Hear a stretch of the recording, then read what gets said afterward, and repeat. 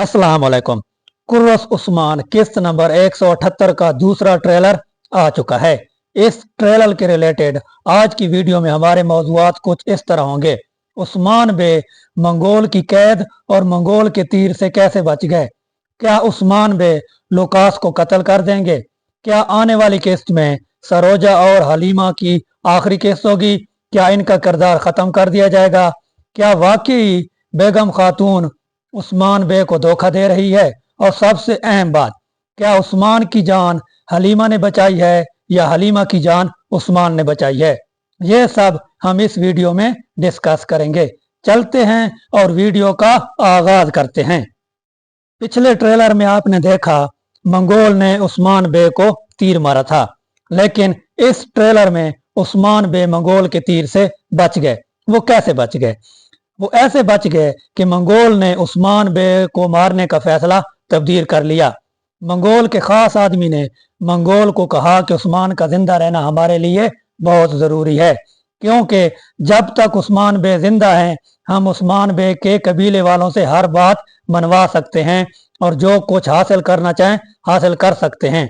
अगर हमने उस्मान बे को मार दिया तो उस्मान बे के सारे कबीले वाले यकजा होकर इत्तेहाद करके हम पर हमला करेंगे और हम सबको मार देंगे। इसलिए उस्मान का जिंदा रहना हम सब के लिए बहुत जरूरी है। ऐसे उस्मान बे मंगोल के तीर से बच गए। अब बात करते हैं उस्मान बे को मंगोल की कैद से किसने बचाया। जब मंगोल ने उस्मान बे को मारने का फैसला तब्दील कर लिया तो मंगोल ने सोचा कि कबीले में उस्मान बे को रखना महफूज नहीं है, क्योंकि किसी भी वक्त बाला खातून, अलाउद्दीन बे और उरहान बे हमला कर सकते हैं और उस्मान को छुड़ा के ले जा सकते हैं।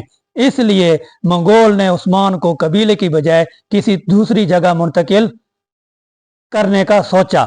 और जब मंगोल उस्मान को एक जगह से दूसरी जगह मुंतकिल करने के लिए ले जा रहे होते हैं तो बाला खातून ये मंजर सब देख रही होती है और बाला खातून उस्मान बे को रास्ते में बचाने के लिए घात लगाती है। दूसरी जानिब जब सोफिया को पता चलता है कि उस्मान बे को किसी दूसरी जगह मुंतकिल कर रहे हैं तो वो पुहीना को उस्मान बे के पीछे लगा देती है कि जहां भी मौका मिले उस्मान बे को मार दें। लेकिन रास्ते में उस्मान बे खुद हिम्मत करके मंगोल सिपाही को मारते हैं और वहां से फरार हो जाते हैं। जब उस्मान बे फरार हो जाते हैं तो पीछे हलीमा उस्मान बे को तीर मारने के लिए तैयार होती है, लेकिन ऐन उसी वक्त हलीमा पर मंगोल फौजी हमला कर देता है।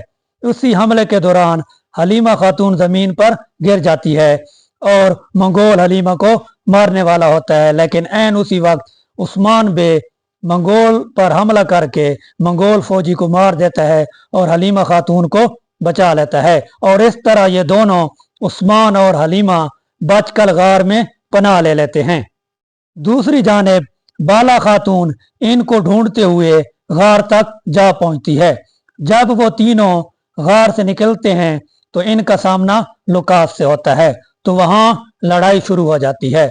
बाला खातून और हलीमा खातून लुकास के फौजियों को मारते हैं, जबकि उस्मान बे लुकास का आमना सामना होता है। इसी दौरान बाजंतीनी फौजी हलीमा खातून को जख्मी कर देते हैं और हलीमा खातून पहाड़ से नीचे गिर जाती हैं।